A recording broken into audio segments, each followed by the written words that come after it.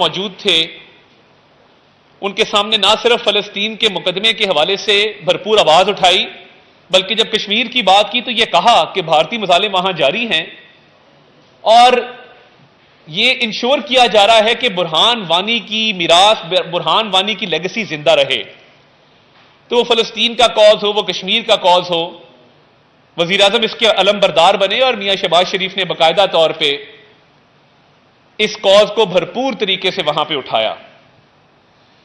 اب جب دنیا کے ممالک کے سربراہان پاکستان آ رہے ہیں، مرحوم ایران کے صدر جو تھے ابراہیم رئیسی، وہ پاکستان آئے اور ڈپلومیسی میں ہم نے نئی جدت دیکھی کہ شہباز شریف صاحب نے جس طرح ان کو ویلکم کیا اور جس طریقے سے پاک ایران تعلقات میں مضبوطی آئی، اسی طرح آپ سعودی عربیہ کے ساتھ تعلقات دیکھیں کہ جو عزت ہمیں ملی اور ایک اور ڈیلیگیشن ان کا آ رہا ہے اور تعاون بڑھ رہا ہے۔ ابھی ملیشیا کے صدر پاکستان سے ہو کے گئے ہیں، یہ کوشش کی گئی کہ جب ملیشیا کے صدر یہاں موجود تھے تو ڈی چوک کی طرف مارچ کیا جائے۔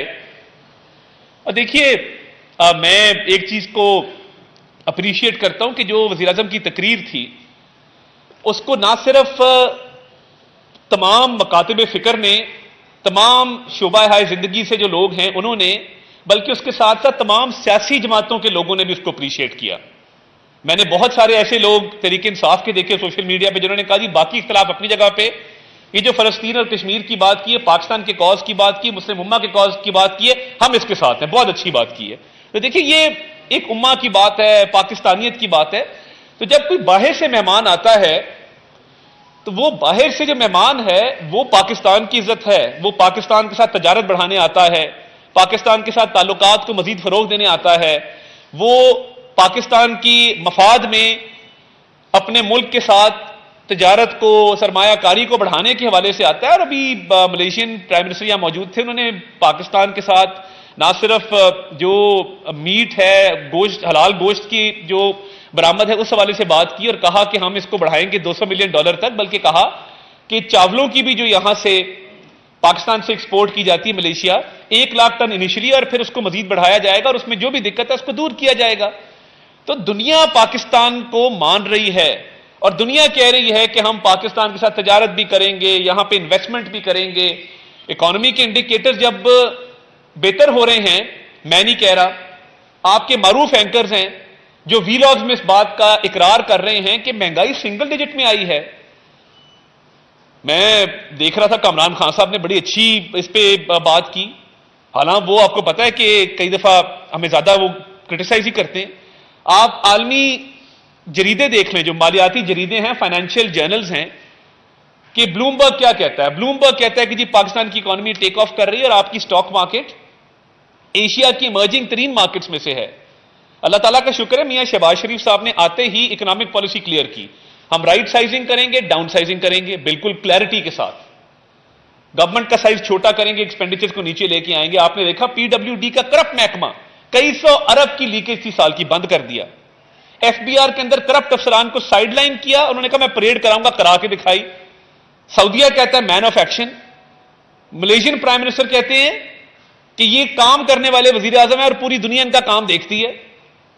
چائنا واپس جاتے ہیں تو وہ کہتے ہیں یہ شینزن سپیڈ اور شہباز سپیڈ جو کمپیریزن ہوا تھا یہ پاکستان سپیڈ بن چکا ہے۔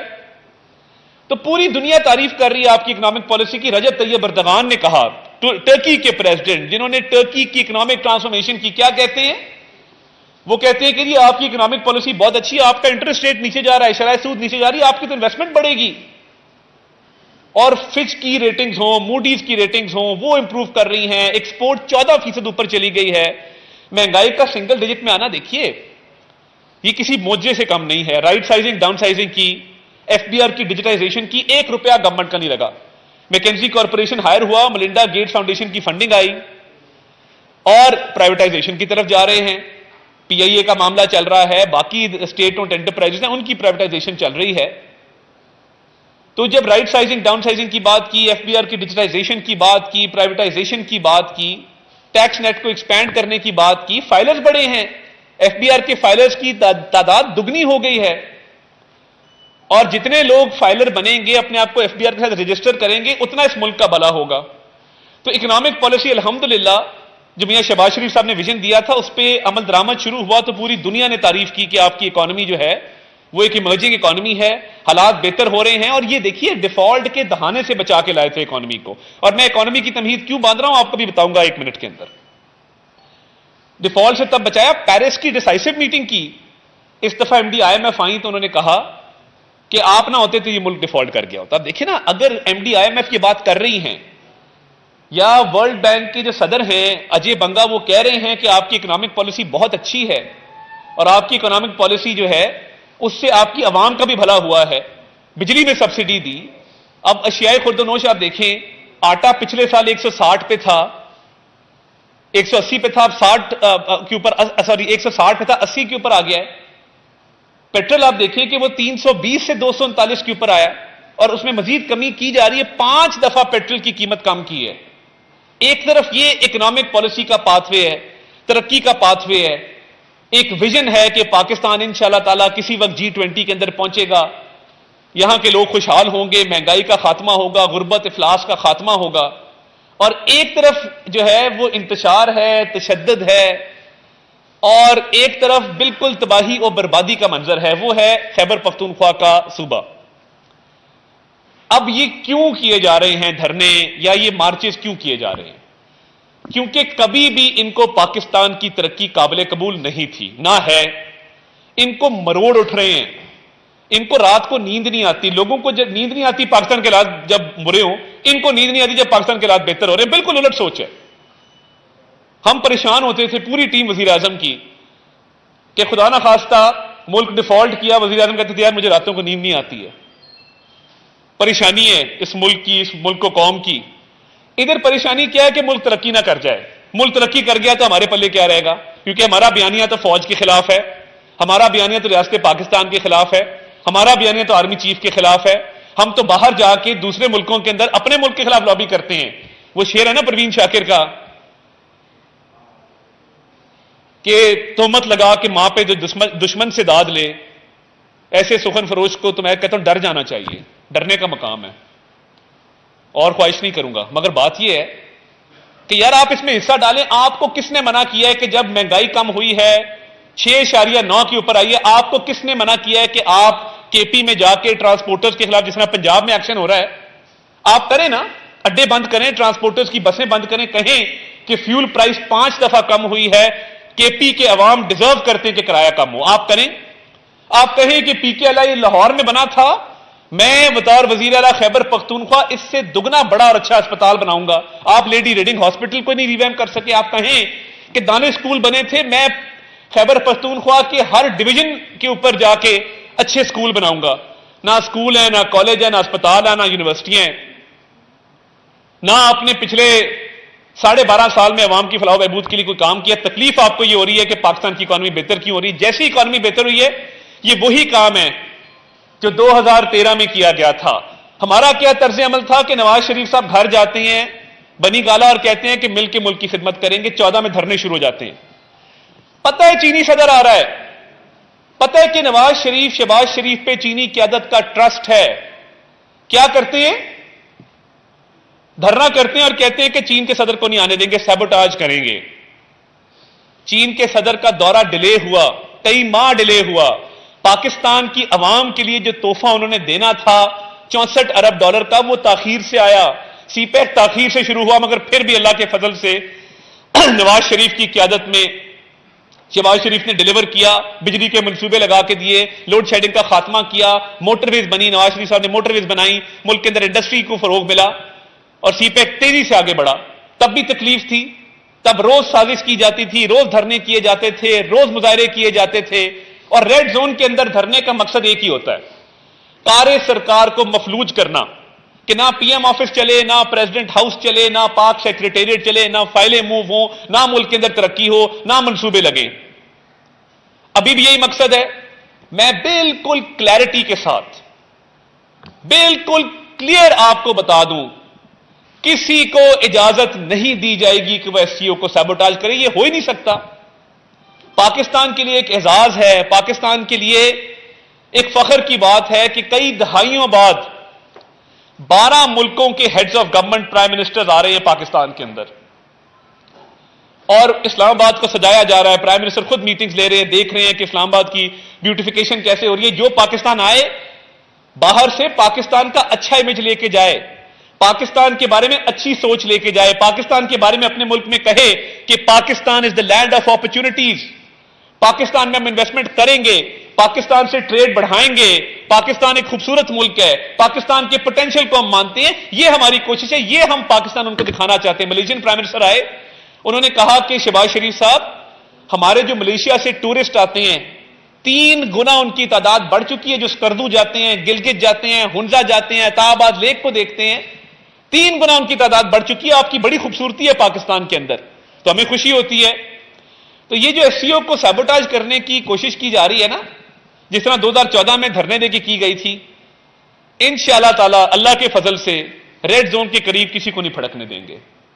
ایس سی او ایز پلان چلے گی, اچھے طریقے سے چلے گی, پرامن طریقے سے چلے گی, خوش اسلوبی سے چلے گی. یہ تو سمجھ آتی ہے کہ ان کو تکلیف بہت ہے کہ پاکستان ترقی کیوں کر رہا ہے, اکانومی بہتر کیوں ہو رہی ہے. بھئی آپ کے دور میں 30% مہنگائی تھی, آپ کے دور میں ایک منصوبہ نہیں لگا تھا, آپ کے دور میں اکنامک انڈیکیٹر جو 2018 کے اینڈ پہ 4% مہنگائی تھی اور گروتھ 6% تھی. آپ نے 4 سال میں تباہی کر دی. وہ پنکی, گوگی اور کپتان جو میں کہتا ہوتا لوٹ کے کھا گئے پاکستان, وہ پورا ایک ارادہ تھا ان کا بیٹھ کے. آج عثمان بزدار کا نام کوئی نہیں لیتا پنجاب میں, کسی کو یاد نہیں ہے. اچھا آدمی, شریف آدمی. مگر دیکھیں شرافت اور کیپیسٹی میں فرق ہے. آپ میں سے بہت سارے لوگوں نے یہاں پہ شہباز شریف صاحب کا ٹینیور بھی دیکھا, آپ نے پرویز الہی صاحب کا ٹینیور بھی دیکھا, آپ نے بزدار صاحب کا ٹینیور بھی دیکھا, میڈم مریم کا بھی ٹینیور دیکھ رہے ہیں. جو کام کرتا ہے وہ نظر آتا ہے.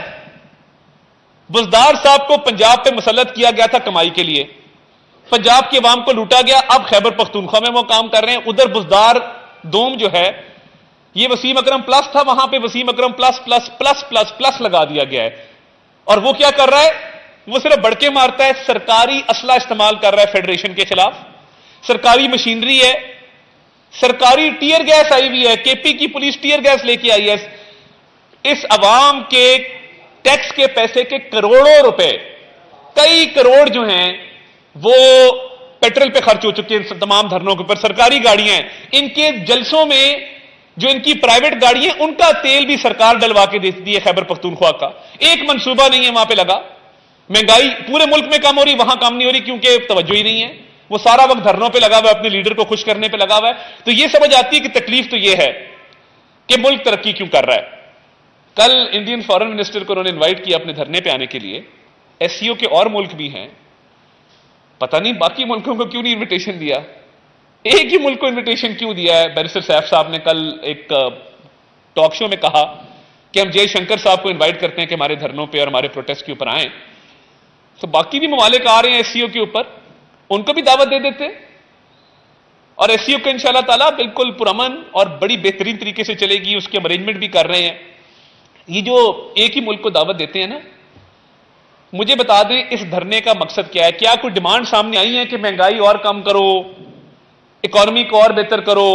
ادھر دہشت گردی ہو رہی ہے, دہشت گرد چڑھائی کر رہے ہیں خیبر پختونخوا میں, یہ کنٹینر لے کے جو ہے وہ اسلام آباد کی طرف مارچ کر رہے ہیں.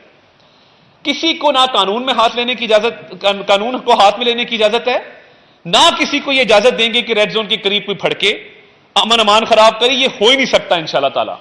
فوج بھی آ گئی ہے وہاں پہ, رینجر بھی ڈپلائیڈ ہے, اور یہ ایس سی او بڑے اچھے طریقے سے جائے گی اور اس پہ بھرپور اپنا کردار ادا کریں گے اور اس کو سابوٹاج نہیں ہونے دیں گے. یہ تو کلیئرٹی ہے.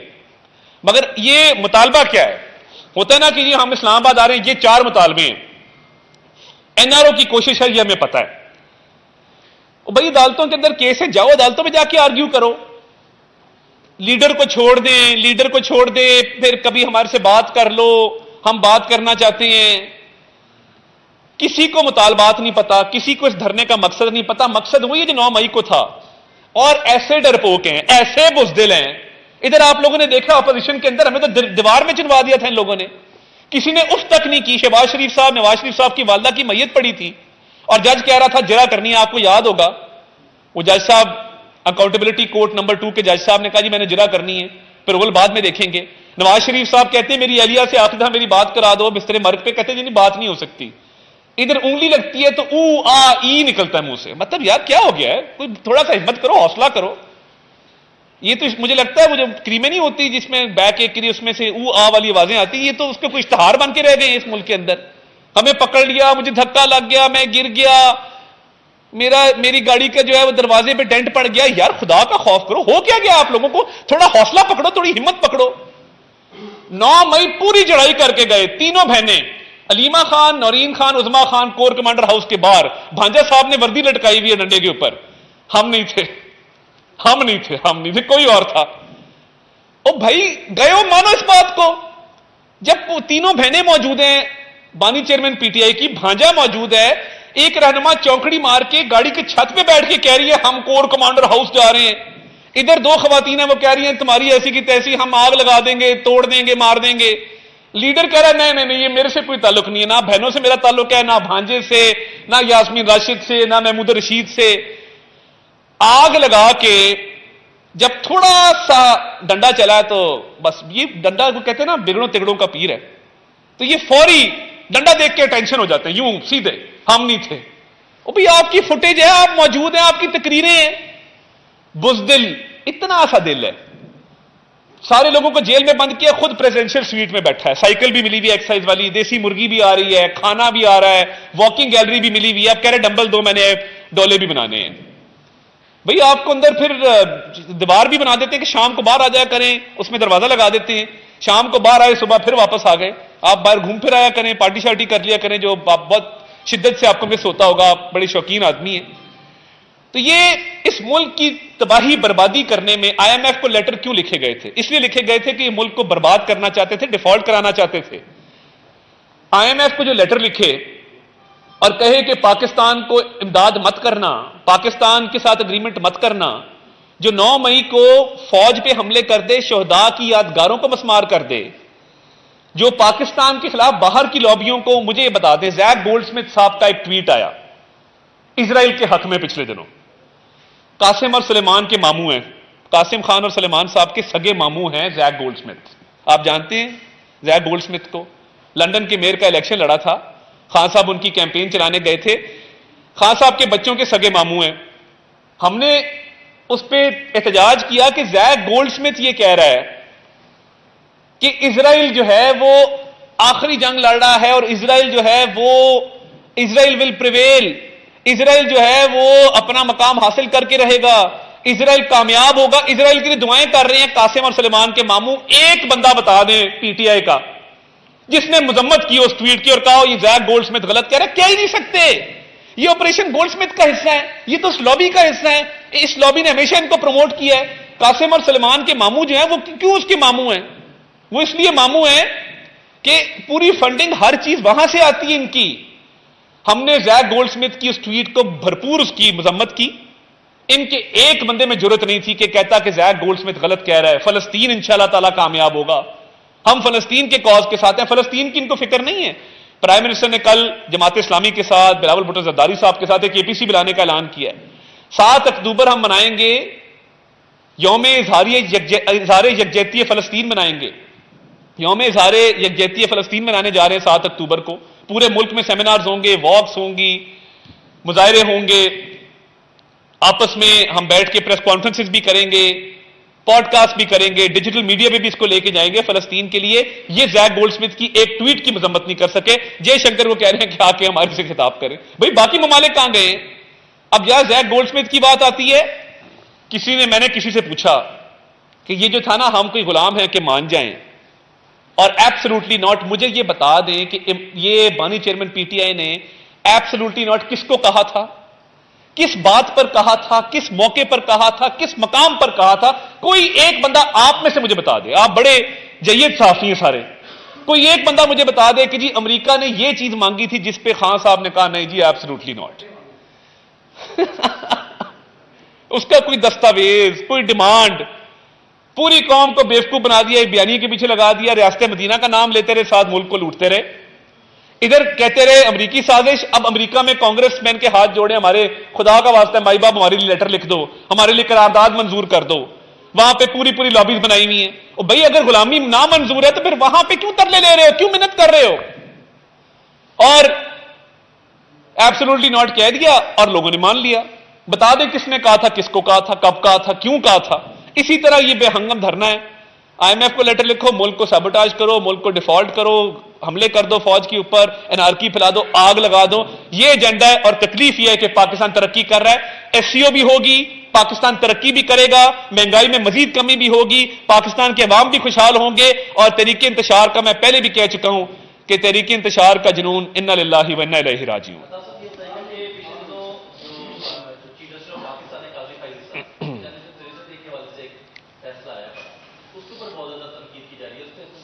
دیکھیں موقف بالکل کلیئر ہے.